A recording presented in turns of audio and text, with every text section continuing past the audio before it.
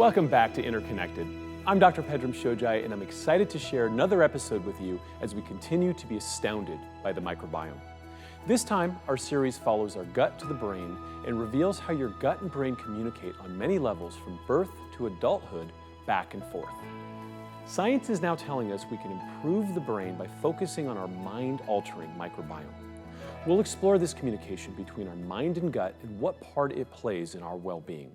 There's now strong scientific evidence that our gut affects our memory, mood, and behavior, all promising a better understanding of many neurological diseases from autism to Alzheimer's. There's an old saying, it's all in the mind, is changing to it's all in the gut.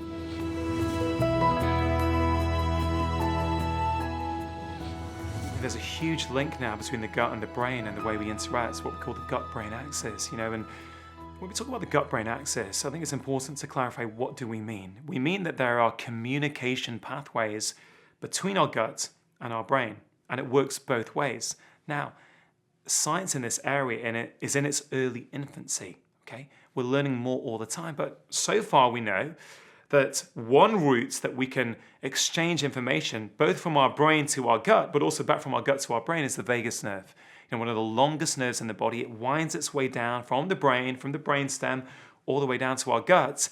And just as if you can feel nervous because you're under some emotional stress, that can send a message down to your gut, and you can start to have, the urge to go to the toilet. We intuitively know that kind of fear, that sort of emotional stress can impact our guts. We now know that if our gut is being nourished appropriately, we can send the right message back to our brain saying, hey, I'm not under attack. I'm not in danger. Everything's okay. When you feed your gut with the right foods, okay, when you feed those gut bugs with the right foods, okay, they make things called short-chain fatty acids. A prime example is something called butyrate. And we now know that butyrate can go to the vagus nerve, and it's a little bit like Morse code, okay? It doesn't go up the vagus nerve to your brain. It almost like just sends a signal at the bottom, and the signal changes in your brain. It's incredible. It's a bit like being downstairs in your house and pressing a light switch and a flash goes on up in your brain. It's absolutely incredible. But that butyrate can also go around the body into through your bloodstream up to your brain. It can also go in the lymphatic system and end up in your brain. So we're learning all the time. So in real life, when I see patients, and I see many patients with anxiety, I see many patients with mental health problems, I know that when I start giving them a very colorful diet, I take out the foods that are harming them, I put in the foods that, frankly, the gut bugs need. And what are these foods? These are really, it's basically fruit and vegetables that are colorful, right? This is fiber. Plant-based fiber is what nourishes our gut microbiome. And I see that when I do that, many times, people's anxiety goes down, their mood goes up. Step one is to actually document where you are today. And that can be a tricky exercise, but I want people to get very honest with how many cups of coffee are you drinking in a day? How many cocktails are you having in a day? How much money are you spending on anti-anxiety, antidepressants, therapists, cigarettes, anonymous sex, online shopping? What is stress actually costing you, both in time, energy, and money? And the average American right now spends $11,800 per year handling stress. That's therapy, cigarettes, alcohol, coffee, anti-anxiety, antidepressants, sleeping pills. $11,800 per year we're spending on things that ultimately are masking the symptoms but not treating the root cause. I'm a recovering type A, so I was overachieving. And I ended up in my third year of university in a very deep depression, and I was riddled with anxiety. Still had the eating disorder that was going on as well. The problem was I didn't really understand what I was going through because I'd never experienced depression before. Nobody in my family had spoken about it, so it was really hard for me to understand what was going on. And the really interesting thing about all of this is a year prior to the eating disorder starting in high school, I did a year of antibiotics for acne. And nobody made the connection between the relationship between the gut and the brain until 20 years later. So the really, really interesting thing was I was prescribed medication, SSRI medications to deal with the depression and anxiety. And 3 months after taking that, I spun into a full-blown delusional psychotic event and was then, it took 6 people to wrestle me into a straitjacket. And off I went to the rubber room at the psych ward, and I was then diagnosed with bipolar disorder type 1. And I really hadn't digested the first diagnosis of depression and anxiety yet. And then I now have this other big stigma label to process, and I didn't process it very well. All I did was stuff that into a corner where I dare not to look and continue to overachieve and strive and sort of pursue success. So I was very good at that, and I ended up graduating as a valedictorian, and then I went on to working in the financial industry, reported to a CEO by the time I was 6 years into my career. And the problem was I was wearing the mask every single day that I'm okay on the outside, but I really wasn't on the inside. And in 1994, I had a suicide attempt that left me in a coma with kidney failure on dialysis, and I was told I would need a kidney transplant. And it was really at that point that I refer to my life turning around, because when you're at the bottom and you really have nowhere else to go except for taking a look at, okay, there's got to be a different road other than the pharmaceutical road that I was on. And at that point, I was on 5 psychotropic medications. So through this whole journey, I ended up learning about a nutritionally oriented psychiatrist named Dr. Pedram Shojai. I went to see him, started on some supplements, and felt better. For the first time in a long time, I felt free of anxiety and depression. Do you have any examples of jumping in to resolve gut microbiome issues with behavioral issues, whether in children or even adults? I saw someone in a clinic 2 weeks ago. 2 weeks ago, a 12-year-old girl who's been struggling for years. She's a bit of a problem child at school. That's what the teachers think. Parents come in and say, look, can you do anything? Because, we've tried everything. And you look at the diets, and it's horrific. It's a typical diet that a child or a teenager in the West would be consuming. And it's amazing that when you start, it's the same approach. What are they consuming that is harming the gut? What are they not consuming that would be beneficial? Once you start altering that, the behavior starts to improve. And I have had some kids with behavioral problems that when we actually calm things down in their gut, and again, sometimes I'm not measuring, I'm not doing a stool test to look at their gut bugs, so I'm making a clinical observation. I find that when they feed their children in a way that nourishes their gut microbes, their behavior improves. Chronic inflammation in the gut actually can affect chronic inflammation in the brain. And it's thought that part of that has to do with the connection of the vagus nerve to the brain. And so the vagus nerve is this nerve that basically comes from the brainstem and basically has nerve endings all through the digestive tract that are sensing what's going on. So if basically it's picking up that there is some chronic inflammation, that can actually influence what's going on in the brain. And we do know that a lot of these neurological conditions, depression, anxiety, neurodegenerative diseases, have a neuroinflammatory component. And so that's one of the key routes in which the microbiome can influence that gut-brain connection. My story is about my children, but in particular my eldest daughter, and she had a number of different challenges after she was born, and developmentally we saw delays in her over time, and started to ask questions about it, and it came out more in her gross motor skills and her speech. She wasn't speaking at the right age, and we started to ask lots of questions. When we didn't get the answers we wanted, which were, not enough information, not enough solutions to help her on her journey, our only options at the time were speech and occupational therapy, which were helpful, but they weren't really getting to the heart of the problems, and she wasn't making a lot of progress with those things alone. So I started to dig further. And we had at the time finally gotten a diagnosis of dyspraxia, which is a gross motor coordination disorder.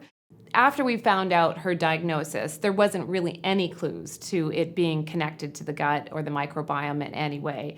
And without doing a lot of Googling, which Dr. Google was very handy for me initially in terms of finding the connection to the microbiome. This was a while ago. So this was when I was doing this research, it's about 14 years ago, and because of that, there wasn't as much as we're seeing today. Now, if you do that same search, you're going to see a whole heck of a lot more of science that's just waiting there for you to read.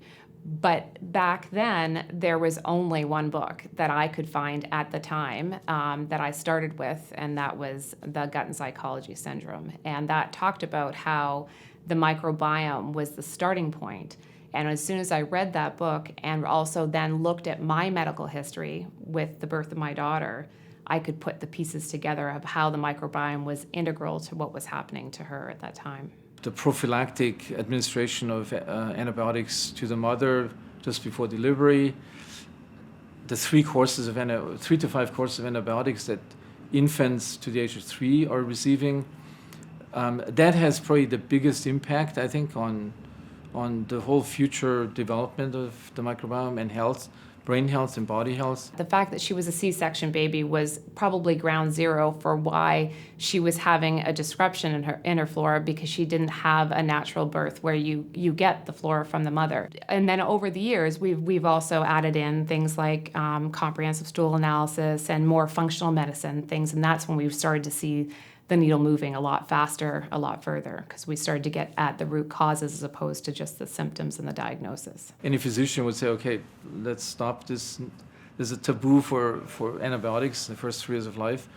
That has surprisingly not happened. Once we figured all of this out and started to address the microbiome as being one of the main underlying root causes of what was going on with her, we ventured out into a particular diet, as well as we've done other things where we're reintroducing good bacteria into the gut and trying to rebalance the gut. And what we started to see was pretty obvious that this was a big part of what was going on with her. She was able to get the nutrients she needed. Her immune system rebounded. Her sensory issues started to deplete, and the therapies that we were doing from a neuro rehab perspective, the progress was accelerated tremendously. I can't prove to you that that's the gut microbiome, but I can look at the science, and I know that the diet is changing the gut microbiome, and I know that when that happens, positive messages are being sent up to the brain.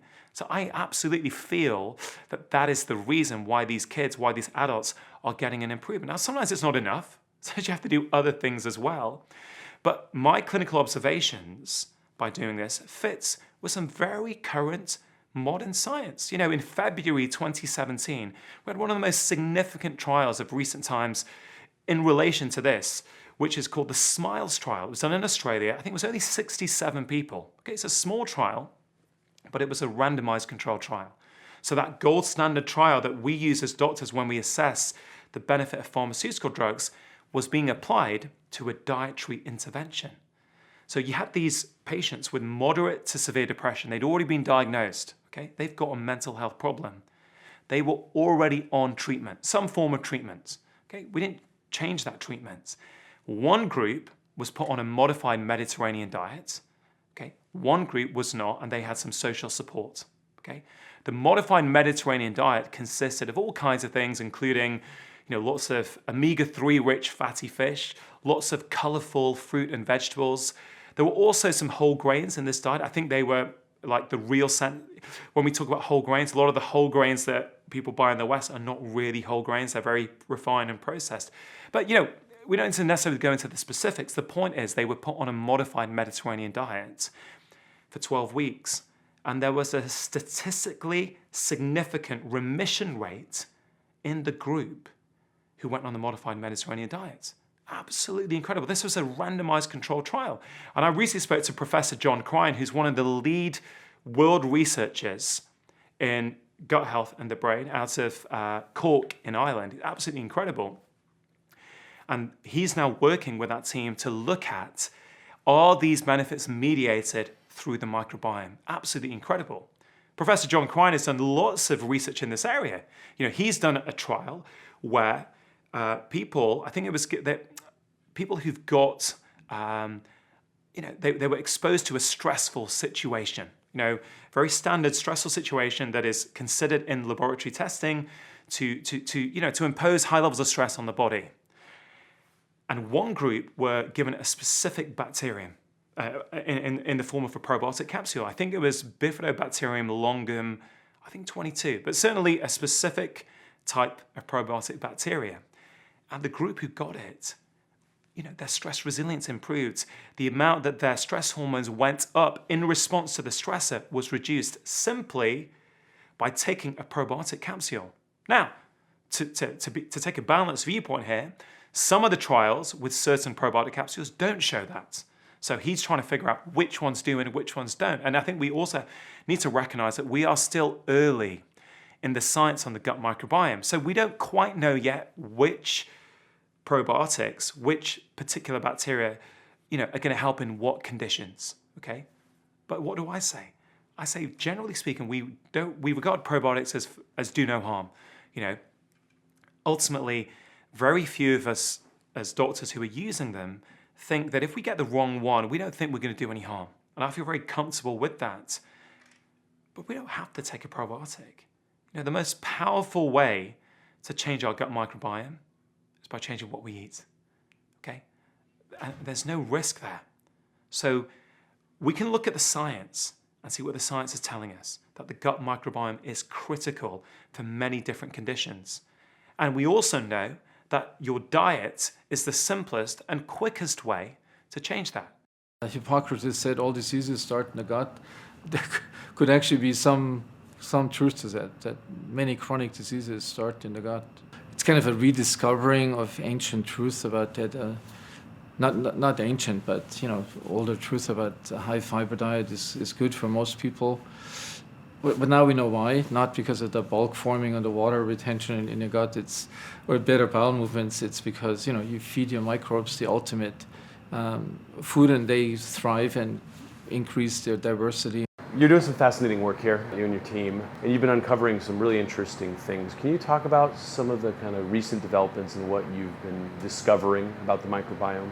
Yeah, we're interested in the gut-brain connection, so how events in the gut, specifically microbial events, affect everything from mood and emotion to neurodegeneration. And so trying to understand whether or not there are specific bacteria that either promote or protect against diseases such as autism or Parkinson's disease. So the nerves in the gut communicate with the brain through the vagus nerve directly in terms of neuronal connections, but also through soluble molecules that are secreted in the gut that may activate the enteric nervous system as well as the central nervous system. And we and others are trying to understand what is the basis of that communication. How do microbes or molecules mediate this interaction between the gut and the brain? There's a connection, there's a Bluetooth that is working between your brain and your gut. So if I give you an apple right now, that apple, when you look at that apple, the apple is very distinguished from you as a person. There's the entity of an apple and there's you. Until you look at the apple and your brain registers that it's hungry and needs glucose. Now the whole relationship with you and the apple changes. Because your body starts to look at the apple and now you start salivating. You start preparing your whole gastrointestinal system for that apple to do what it's meant to do, to be converted from glucose into fuel, to be broken down into its nutrient forms, and eventually to be then eliminated. And so that happens with your eyesight. That happens when you look at the apple. And so this Bluetooth that I talk about is how your brain is intrinsically connected to your gut. There's this connection there that without which we wouldn't be here, right? Without which this whole thing of digestion, elimination would not happen. And so because of that, we are very susceptible to information that's coming from everywhere. The same way that you're susceptible to, not susceptible, but your body has to look at that apple and convert it into fuel. Other variables may happen that will stop that conversion from being fully optimized. So the environmental, social influences external to us very directly affect our relationship with what needs to come into our bodies. But so I was a young girl dying of heart failure, and it was because of an eating disorder. And we now know that the role that the microbiome plays with not only physical illness, but also emotional, and the fact that you can't really separate the two. Eating disorders, many heart conditions, all have to do with not just the microbiome, but the role of the microbiome in what we call the connectome, how all of our nerve cells, our brain, the 100 million in our brain, the 100 million in our gut, and the 40,000 in our heart, how through the microbiota and these bacteria in our skin, in our mouth, in our vaginal cavity, how they all work together to really talk. And in an eating disorder, you're not nourishing your body properly, of course. And so there is a lot of dysbiosis and disbalance between your connectome, your nervous system, all the microbiota of your whole organism, and also how that affects your emotions. The brain is actually connected all throughout the gut. Those tissues are connected. And what they found is that there's information that goes back between the gut and the brain, either serotonin and neurotransmitters or peptides and other things through signaling agents back and forth. So there's those types of connections. So those are called canalized pathways.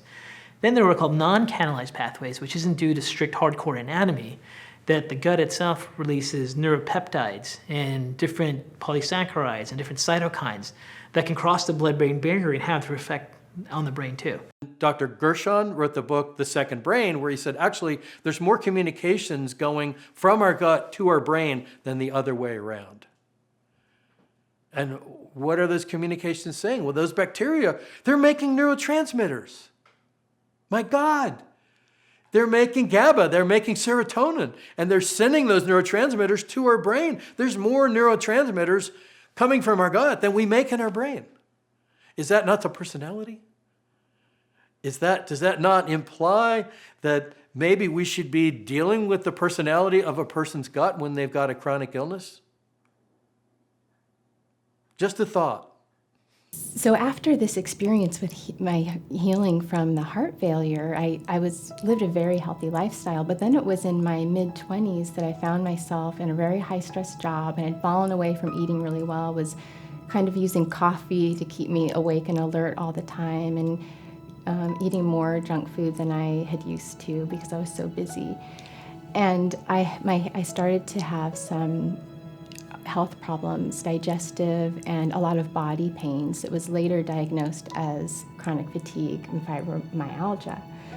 So this was prior to understanding the philosophy of naturopathic medicine. I had gone to many different physicians, and a lot of them just said that it was all in my head, right? So for pain or headaches, they just wanted to give me an antidepressant. And at one time I said to a neurologist, I said, I don't want to take these medications. And so then he wanted me to go see a psychiatrist, right? Because this crazy girl doesn't want to take our medication. So that's when I went on a kind of a second research, self-research, and found a naturopathic medical clinic. And the very first thing that she told me was, your headaches and your pains all have to do with your gut. Well, in something like anorexia nervosa or bulimia, when you have just a complete lack of the proper nutrition, your body isn't producing enough. You don't have it's just really trying to keep you alive, right? So it's not able to do all those extra things like grow shiny hair and keep your neurotransmitters in balance. It's just trying to keep your heart pumping and keep the blood flowing through your body.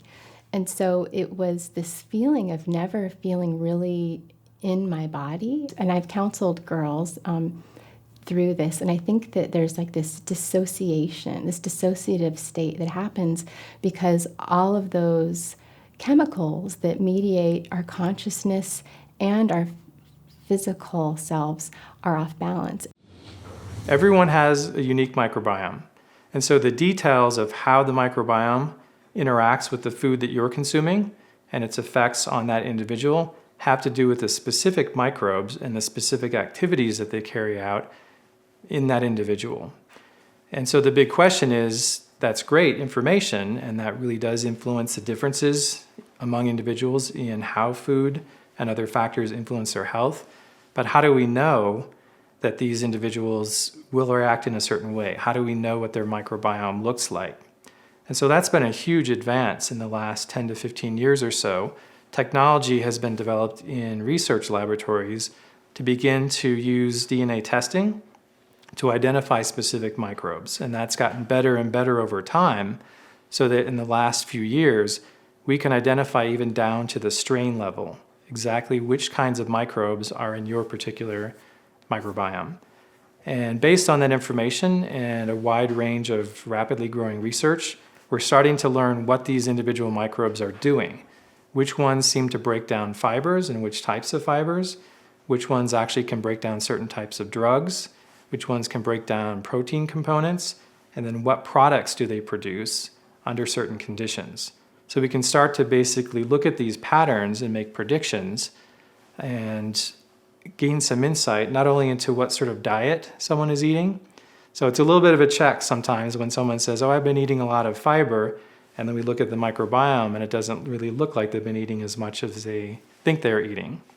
So that's a good point for us to basically look at the microbiome, see that it doesn't look like they have very high levels of these fiber-degrading microbes, and we can suggest that they should consider eating more fiber.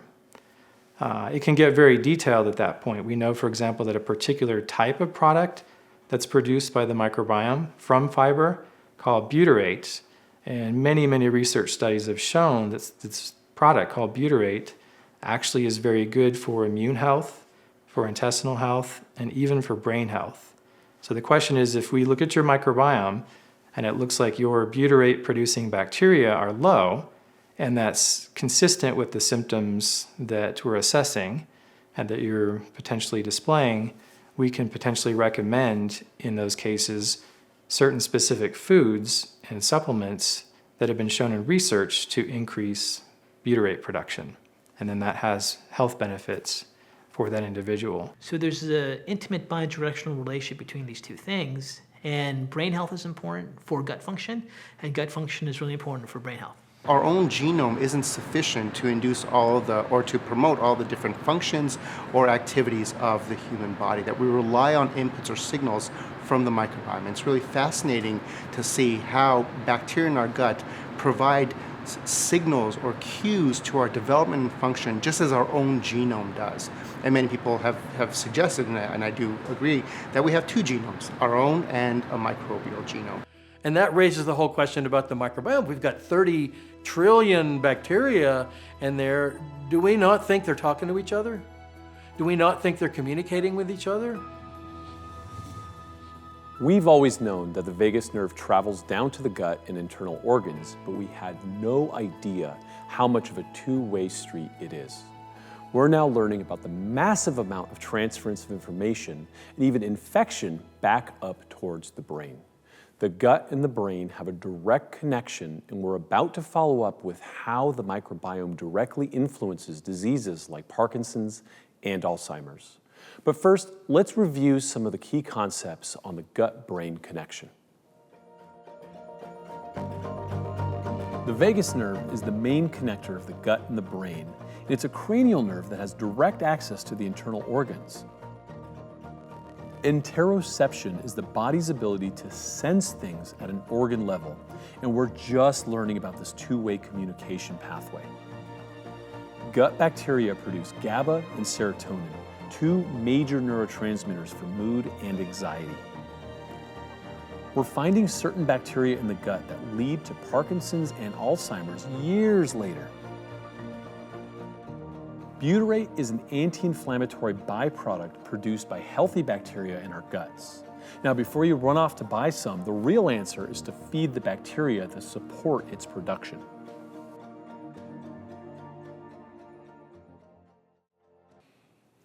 Okay, back to the episode in just a second. I sincerely hope you're enjoying these amazing insights into the microbiome. And right now, I wanted to take a moment to share how you can watch and rewatch these episodes at your leisure when you take the opportunity to purchase the complete Interconnected documentary series. Click on the link below this video to get all the details and how to access some amazing bonuses that help you put into practice the healing power of the microbiome. Better still, the proceeds from your investment will help us continue our journey into the future of microbiome-based medicine. So please click the link below and check out our limited time discount offer. It's only available while these episodes are live. Come back in a few days and it's too late, so don't risk it. Grab your copy of Interconnected, The Power to Heal from Within, and join me on this adventure into the healing mysteries of the microbiome. We're living at an interesting time in history where life expectancy is much higher, and so's the rise of degenerative brain disease like Alzheimer's, dementia, and Parkinson's. Some argue that these are natural processes that come with longer life, but now there's evidence that they're directly tied to diet and the microbiome. Recent discoveries about certain gut bacteria have shed more light on this subject, and it's nothing less than revolutionary.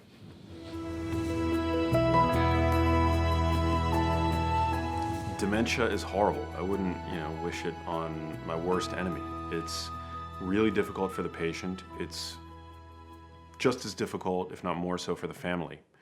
They say that people with Alzheimer's disease die twice because, on the one hand, they lose touch with who they are, with who their loved ones are, and then, nobody has ever recovered from Alzheimer's disease. So, it's a horrific condition, and it's just one form of dementia. So, my mom has a very rare form of dementia that make up 1% of dementia cases. And so there is next to no research on the role of diet and lifestyle in what my mom has. So to a certain degree, I'm grasping at straws because what I have to go on really is Alzheimer's disease research. It's the most common form of dementia. So it's where all the money goes.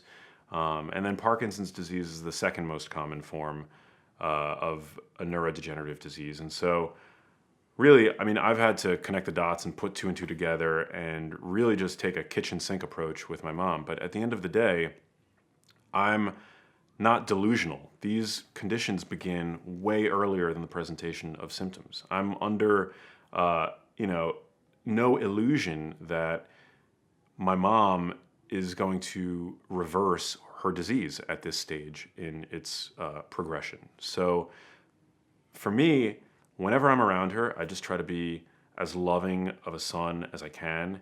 I try to teach gently.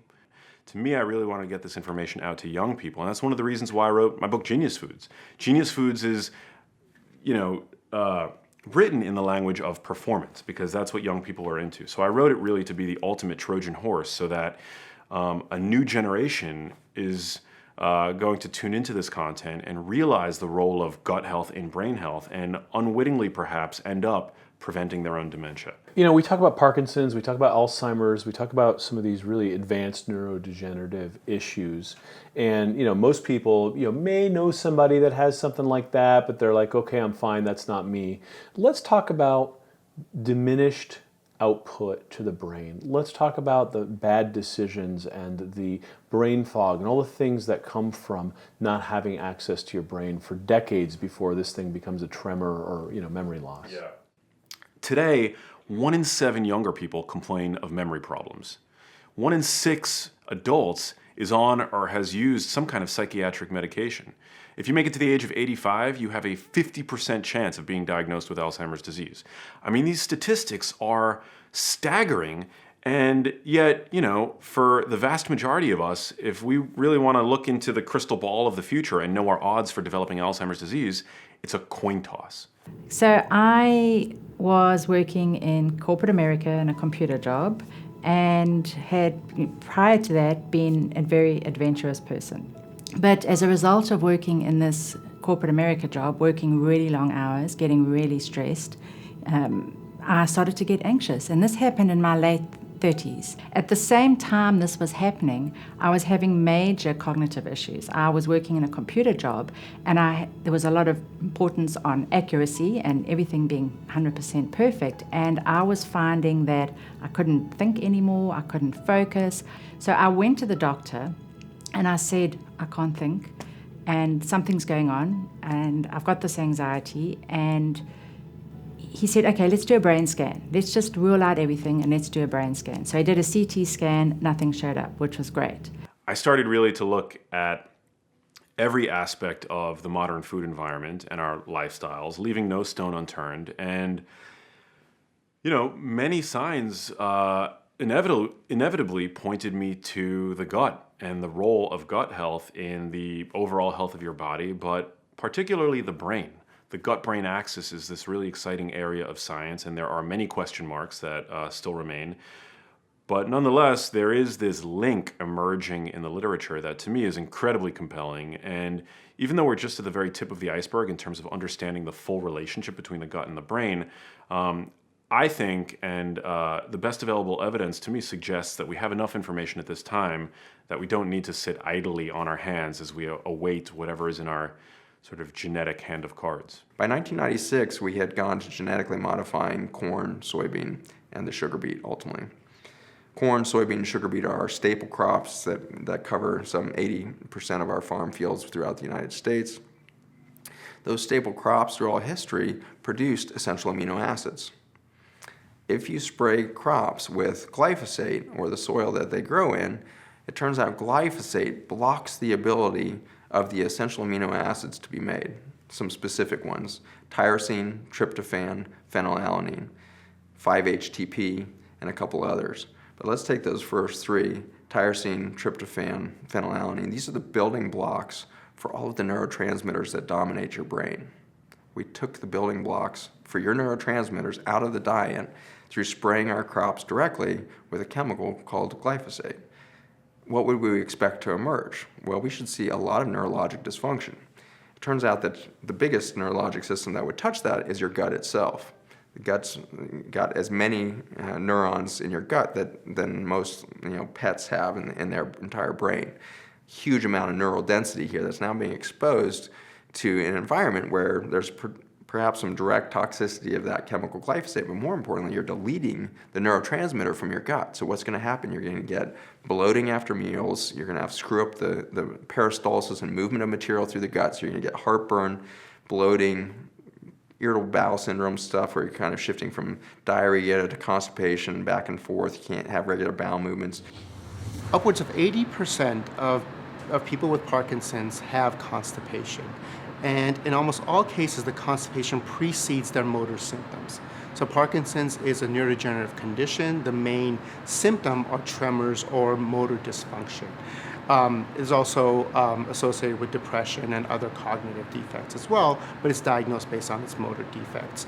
And so again, we were really intrigued why this classical neurological condition has such a strong GI component, has a strong gut component to it, and tested whether or not microbes in a mouse model of Parkinson's affected various outcomes associated with the disease. And what we showed is that we can remove the gut bacteria from mice that are prone to develop Parkinson's, and all of their motor symptoms go away. And in fact, the main pathology, the main disturbance in their brain, which is aggregation of a protein called alpha-synuclein, also disappears when you remove the microbiome from mice that were prone to develop Parkinson's. And so this gave us some insight into thinking that there are signals sent between the gut and the brain that promotes and perhaps even alleviate symptoms of Parkinson's. So we set out to identify what those molecules were, and identified a class of molecules called short-chain fatty acids, which are known to activate the immune system, but what we discovered is that they activate the immune system in a way that then leads to the exacerbation of disease. So there's now very good evidence to suggest that that Parkinson's disease has two entry ports, one through the gastrointestinal tract, one through the olfactory system, and that if you look at these entry ports, a long time before the full-blown Parkinson's syndrome develops, that you can see these classical degenerations, these Lewy bodies that are pathognomonic for Parkinson's disease in the nervous system of the gut. We don't know exactly how they get there, but one possibility is that there's these transducing cells in our gut that also contain serotonin, and that either viruses or prions or some other microorganism gets access to the enteric nervous system, infects that area, and then propagates itself up the spinal cord, through the brainstem, ultimately into the dopaminergic systems within the brain. This has huge implications because those early changes happen up to 25 years before the full-blown neurological syndrome develops. And so diagnostically, if you can make that diagnosis in a patient that comes to you with a new onset constipation, you have 25 years to do an intervention. So we don't know yet what this intervention would be. Certainly, I would put them on a high-fiber diet, but I'm sure in the future we'll have other types of interventions that will basically prevent the development. And I think that will happen in the next 5 years. I think a lot of companies are working in this space, and there may be other neurodegenerative diseases where that's a similar type of mechanism occurs. What's the link between the microbiome and this gut-brain axis? The microbiome is this universe of microorganisms, essentially, that take up residence in our large intestine, otherwise known as the colon. And we basically carry around with us just as many bacterial cells as we do human cells. So we're about 50% bacteria. And these organisms that live within us influence our health in a myriad of ways. I mean, for one, they serve as the sort of boot camp for our body's immune systems. This is incredibly important because we see rates of autoimmunity on the rise today, and Alzheimer's disease and Parkinson's disease have an inflammatory component. So they're characterized by essentially an immune system that's gone haywire, particularly in the later stages of the disease. So in the sense that this microbial universe can sort of modulate our body's immune systems and inflammatory responses, I think that's incredibly compelling. The other way that the microbiome influences our brain function and ultimately our brain health is by way of the myriad of chemicals and vitamins that they churn out when we feed them appropriately, that they then release into our bloodstream. So we essentially have this drug factory. I mean, people today are interested in smart drugs and nootropics and things like that, right? We basically have that in our large intestine working for us. All we got to do is feed them the right foods. I was suddenly exposed to the possibility that there was something biochemical going on that was triggering both this brain fog and the anxiety, and that there was something that I could do. And the first thing that we looked at was digestion and my gut. And once we started to do that, I started to connect the dots that I had gluten issues, I had really bad enzyme status, so I wasn't digesting the food that I was eating. I was eating pretty healthy at the time.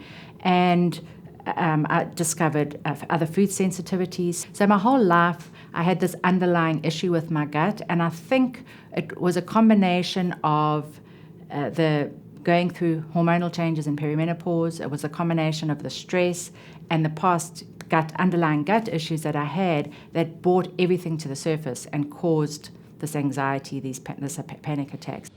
So one of the things that we're actually seeing right now with bacterial overgrowth is that when the intestine is inflamed, it can actually irritate an immune cell called a mast cell. And that mast cell has a direct link to the nervous system. And so all these people that I treat that actually have significant bloating, abdominal discomfort, bacterial overgrowth, they'll describe having a brain fog. They'll have fatigue. Sometimes their anxiety gets worse. And now we realize it's probably due to this mast cell stimulating a nerve, dumping its contents, histamine and tryptase, and then there's inflammation being caused in the brain. That's our brain-gut connection.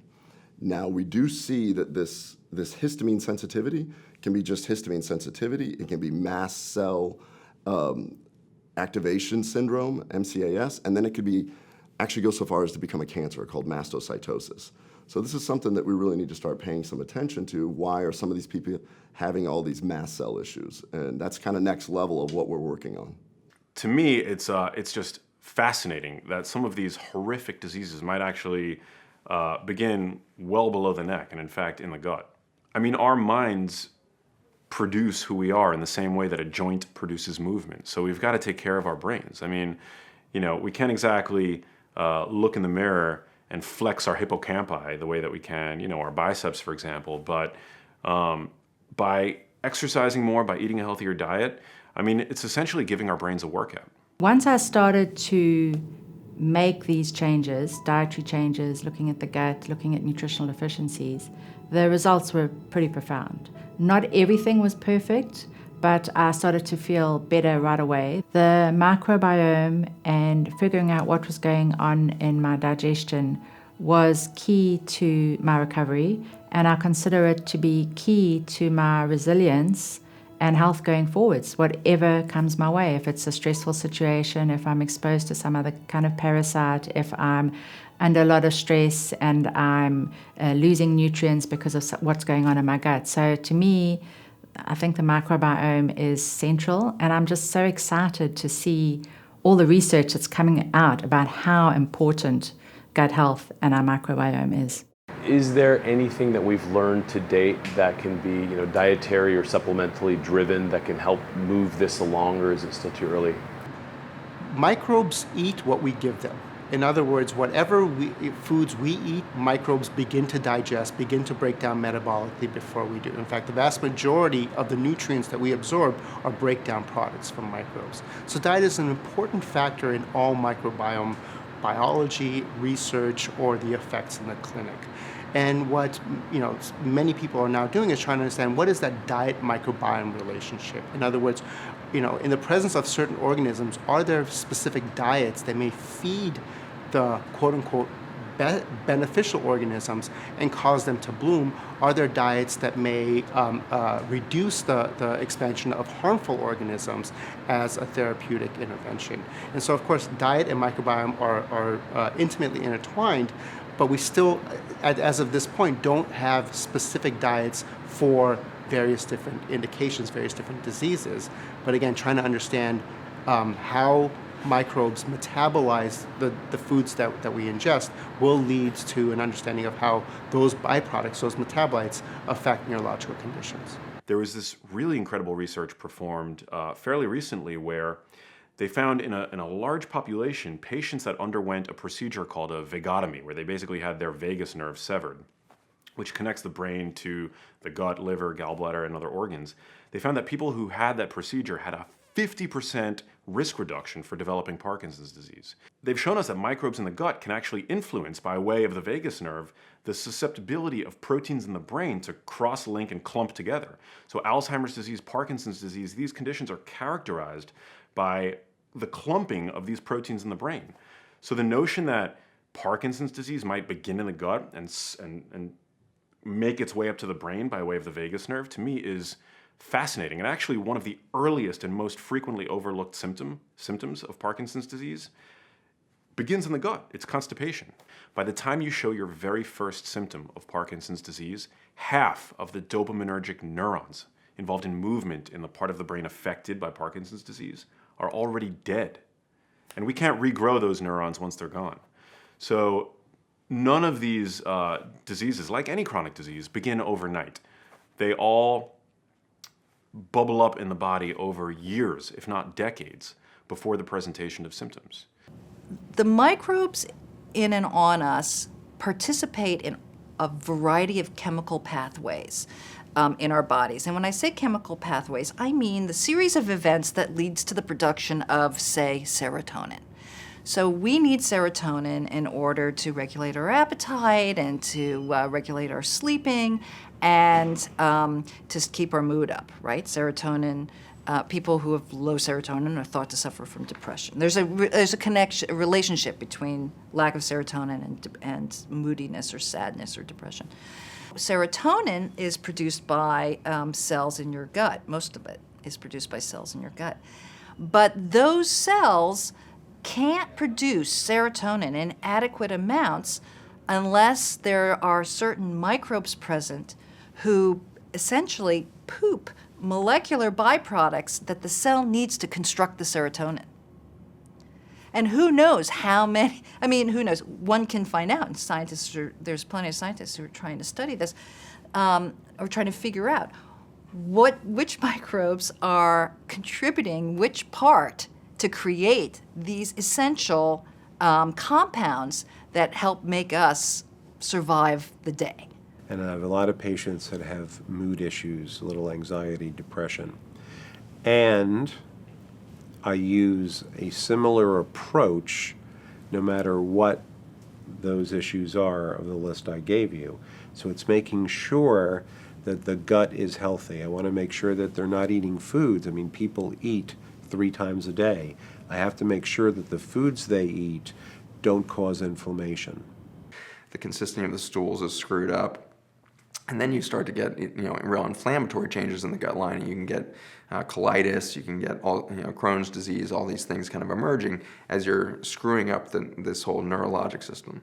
But since 90% of the serotonin, which is a neurotransmitter in your brain and central nervous system, is made in the gut lining, and it's made from serotonin and dopamine being the 2 of the big ones, made from these essential amino acids that are being deleted by the Roundup era, you suddenly have a brain that doesn't have the fuel, and so you have a huge epidemic of major depression. We've hit 1 in 2 adults with major depression as a lifetime prevalence now. 1 in 2 adults in the United States will have major depression, 1 in 3 will have a generalized anxiety disorder. And these will be severe enough, those 1 in 2, 1 in 3 will be severe enough that they show up at a physician's office and need drug management. And so the numbers may be way higher than that of more mild forms of major depression and anxiety disorder. And so neuro building blocks, the building blocks for the way in which the neurological system have been deleted out of our food chain, deleted out of our soils, deleted out of our gut environment, and we suffer a paucity.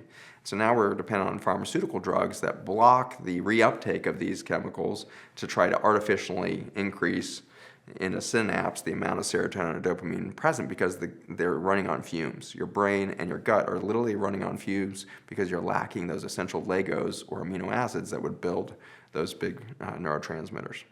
So doing your best to eat organically, not be exposed to complex food chemicals that usually come in processed food, stay away from areas that have just been sprayed with pesticides, and then also do a detoxification protocol.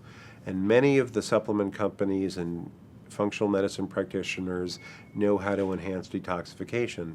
So do a 28-day detoxification so you get the toxins out of your system as well as decreasing exposure. And that's a great thing to do. The function of your microbiome, first and foremost, is to keep you safe from disease. It's to make sure that your immunity is at its highest level. It's to make sure that your metabolism is optimized to the nth degree. So when this microbiome is affected, your immunity is decreased. And so my job becomes to tell my patients, to help them realize that whatever they're doing in their lives, whatever the script is, needs to change. And we carry scripts all the time. I have to work more, I have to make more money, I have to pay my mortgage, I have to look good, among my family members and friends. We are competitors, we compete a lot with one another. Facebook and other social media is always comparing us to other people. So I think we are in this culture of more is better. And the more that we try to make that true, the less we're paying attention to the damages that it's happening in our bodies through the microbiome. What we recently considered natural aging has now flipped on its head. Recent developments in neurology have shown that neurons in the brain can regenerate. This has set half the medical world on fire. Now we're hearing that bacteria in the gut are responsible for many degenerative conditions that can be detected and prevented years in advance. This is huge, and it's about to revolutionize healthcare. We've also learned here that perhaps there's a smoking gun in the sharp increase of these diseases that has to do with the chemicals and pesticides being applied to our food. Let's recap. These are a few essential amino acids taken out of the food supply chain by glyphosate or Roundup. They're tyrosine, tryptophan, and phenylalanine. These would lead to serotonin and dopamine production, and since they're missing from most of our food, is it any wonder why everyone's depressed? 90% of our serotonin is made in the gut lining, and this is the neurotransmitter most of the antidepressants try to squeeze and recirculate. The real answer is to heal the gut, eat non-GMO foods, and turn the factory back on. 1 in 2 adults in the United States will have major depression, and 1 in 3 will have generalized anxiety disorder. We're now realizing how an unhealthy gut and microbiome are key players in this. It's bad enough what's happening to the aging brain, but what about when we see issues in our children with developing brains? In my experience, that's when people get really concerned and are willing to step up. ADD and autism are on the rise, and the kids are spinning out of control. Drugs are being thrown at the problem with very little success, and we're now beginning to understand the core issue, one of toxicity, nutrient deficiency, and a lack of microbial diversity. Let's look at how this is impacting our kids.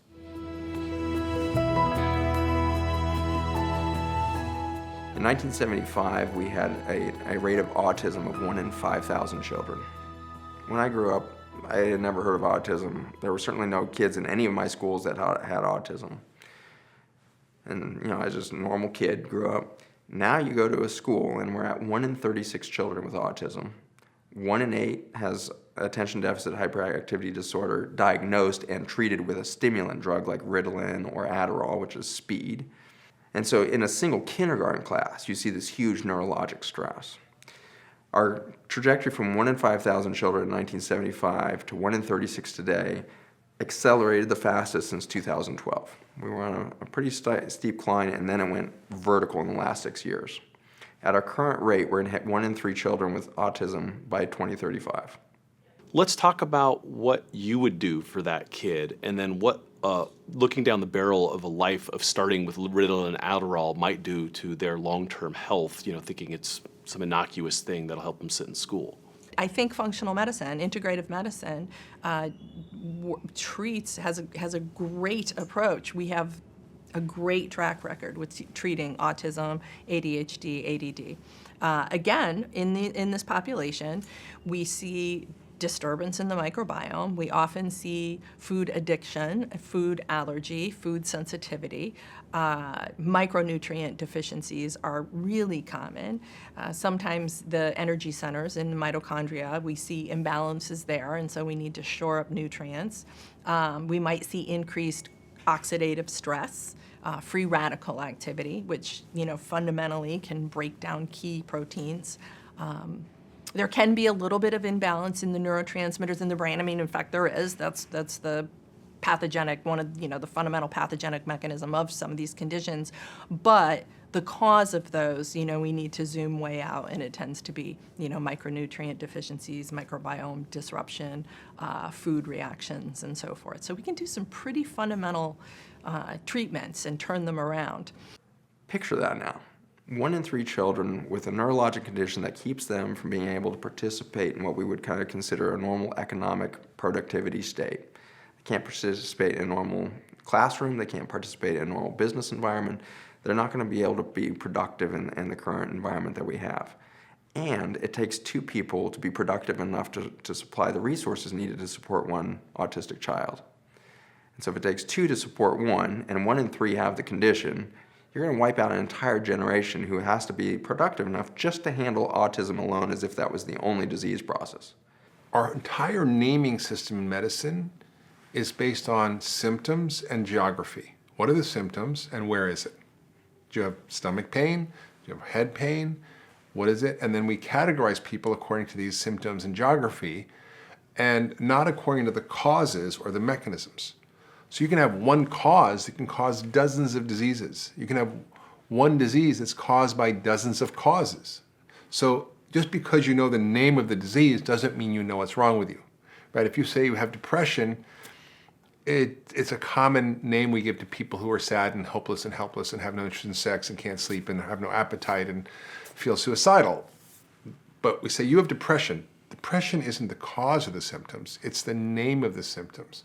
There is a clear understanding that the gut and the brain crosstalk all the time. And this was known to us for a long time. We know that the brain can communicate with the gut. That's the reason why we are nervous or we're stressed. We have stomachache and, issue with the gut. What we didn't know is that the gut can talk with the brain as well. And in doing so can change our behavior. And on a specific genetic background, the outcome can be whatever, including autism, of course. There is nothing else that a neuroinflammatory process that can materialize because of dysbiosis, create an instigation to the immune system to fight. And these immune cells, they are sitting on the battlefields. They can leave the battlefields, go into the brain, and create the condition of neuroinflammation. The causes could be many. It could be that you've taken antibiotics and altered your gut flora, and you have dysbiosis that's leading to inflammation in the brain. It could be you've got a low thyroid, or you're eating gluten that's triggering neuroinflammation. It could be that you have taken acid blockers for years and don't absorb B12 because of it and have B12 deficiency, or you have vitamin D deficiency, or maybe it's because you eat a lot of sushi and have mercury poisoning, or maybe because you hate fish and have omega-3 deficiency, or eat a lot of sugar and have prediabetes in your brain, all of which cause depression. Our current model of thinking in diagnosis will not help you navigate to the causes. So that's what functional medicine does. It's a new roadmap, a new GPS system for thinking about disease. And by addressing all those variables, we can often treat the same conditions by using the same approach. Doesn't mean every case of Alzheimer's or autism is caused by the gut or obesity or diabetes. But by looking at everybody as an individual, you can identify which patients that might be the case, and then you can treat them. We need to look for toxins. These kids can be either overexposed to toxins, overexposed at a young life. I mean, we see autism. There's a higher incidence of autism in individuals who are near, say, coal-fired plants or, mercury exposure of any kind. We can see increased incidence. So if they're exposed to environmental toxins, we need to get those out. Or conversely, if they're sensitive because their genes dictate they just can't get them out, we still need to look and support them in removal. So toxins play a role here too, for sure. Organotoxins, things like pesticides in food, preservatives, additives of any kind. These kids on the spectrum can be highly sensitive to. So a careful investigation needs to be made, and these corrections need to happen, and they can get on with their lives in a really beautiful and empowering way. Clearly, again, it's the environment that we're changing that is creating the story. And there are evidence now that the microbiome is highly modified in kids with autism compared to kids that are not autistic. And another, factor that seems to suggest the microbiome has a great deal to do with this is the fact that, kids with autism, very often they have GI, conditions or symptoms that are associated with autism. Once again, you look at the composition, the microbiome is different, and you can wonder now, is the cause of the consequence of the disease? And we recently did a study in which we did fecal transplant in the autistic kids, showing not only improvement in their GI symptoms, but also their behavior. Again, I'm not advocating that fecal transplant would be the solution to autism, but at least it's proving that that's a fair target. So I really do believe that, that would be one area in which we can really make a tremendous difference. And some of the people here in the center have totally focused on this gut-brain axis crosstalk and how we can change this by manipulating the microbiome, targeting mainly autism in kids and schizophrenia in adults. Dr. Jim Adams from ASU and his crew, Kang, Rosa, the rest of the team there, have been looking at the lack of organisms in children with autism. It's been fascinating. They did a trial back in 2015 where they looked at the amount of organisms in the average person, and then they compared the autism children, and they found about a 25% decrease. So what they did was they took 18 children on the autism spectrum, and 6 of them they gave rectal fecal microbial transplantation. Okay, this was a purified, microbe-only addition to their rectum. And then they followed them for 8 weeks. And guess what? Absolutely, it improved significantly. And along with those symptoms of constipation, diarrhea, intestinal upset, whatnot, you also saw the symptoms decrease. So there's a 2-year follow-up paper that hasn't been published totally yet, but behind the scenes, what we're hearing is it seems incredibly positive that now we might be able to improve autism by improving intestinal microbiome status. So it's as if nature is intending us every step of the way to survive in this microbial soup. They're here first. We evolved in their presence. So these are adaptive mechanisms so we can thrive in their presence, with them in us, on us, everywhere. So when we look at the diet and we say, oh, everybody should be doing a low FODMAP diet, everybody should be doing a specific carbohydrate diet, a GAPS diet or whatnot, you say, wait a second, that doesn't make sense. If we're taking away the foods of the organisms, and the organisms, we're hosts to the organisms, they control most of us, why would we want to do that? I mean, temporarily you can calm down overgrowths, yes, absolutely, but is that something we want to do long term? It doesn't make sense. So for example, autism, right? The SCD diet, the GAPS diet, very effective in autistic children. Why? Well, it's a lower starch diet. Well, it turns out that the autistic kids are missing a lot of the specific organisms called Prevotella that help them digest starch, right? So Jim Adams showed, 25% less organisms in general in autistic kids, okay? So holy smokes, you gotta think, all right, is the problem then the starch, or is the problem the missing microbes? If we could give the microbes back to the kids via fecal microbial transplantation or eventually specific probiotics for autism, would we then negate the need for the specific carbohydrate diet? Does that make sense? So we started working on autism about 7 or 8 years ago, and we were driven to test the role of the microbiome in autism by a couple of factors. First, that many children with autism have gastrointestinal issues. It's generally overlooked by the medical community or by doctors, but parents will tell you that their children will have constipation, bloating, abdominal cramps, diarrhea, alternating constipation and diarrhea. Somewhere along the lines of 50% of children with autism will have gastrointestinal symptoms, and this was intriguing to us because we're thinking about the bacteria that live in the gut and whether or not there's a connection between the gut and the brain.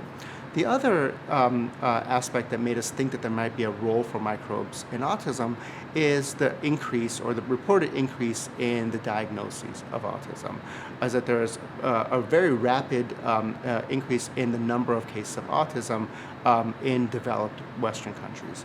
And so that suggested that there's a role for environment, that changes in the environment may be mediating this rapid increase because our genetics likely didn't change that dramatically in a couple of generations. Now, of course, there's a very important genetic component to autism, and many people are researching that. So it's the same thing with the FODMAPs, you know? Maybe you're having FODMAP intolerance because you don't have the organisms to properly digest the FODMAPs. So does that mean you remove more FODMAPs and cause a further issue? No, I think the people who had found FODMAP diets would agree that it's a temporary fix, and then you add them back in slowly so you can tolerate them. We can modulate, either increase or decrease, symptoms of autism or symptoms similar to autism in mice.